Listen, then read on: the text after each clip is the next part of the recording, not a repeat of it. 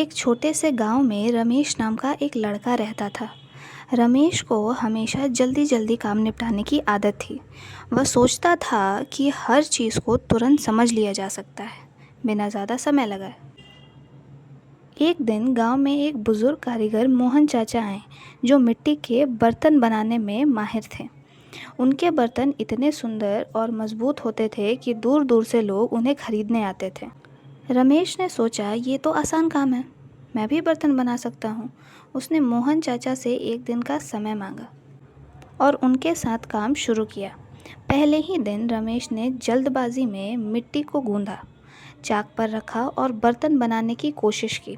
लेकिन हर बार मिट्टी बिखर जाती या बर्तन टेढ़े मेढ़े बनते। वह निराश हो गया और बोला, ये काम तो बेकार है, मैं नहीं कर सकता।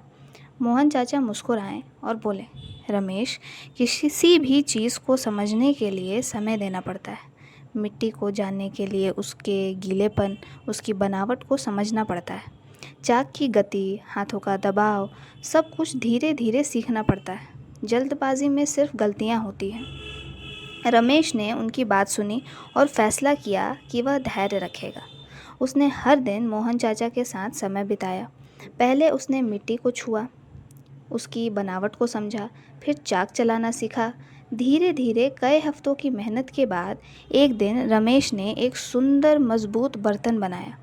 उसका चेहरा खुशी से चमक उठा।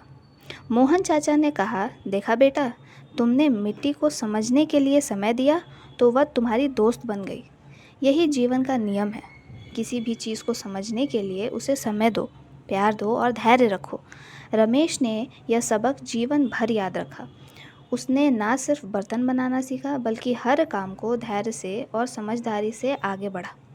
वह गांव का सबसे कुशल कारीगर बना और लोग उसकी मेहनत और धैर्य की कहानी को प्रेरणा के रूप में सुनते हैं। इसका संदेश ये है कि किसी भी चीज़ को समझने के लिए जल्दबाजी नहीं, बल्कि समय और धैर्य चाहिए। जो समय देता है वह हर कला का मास्टर बन जाता है।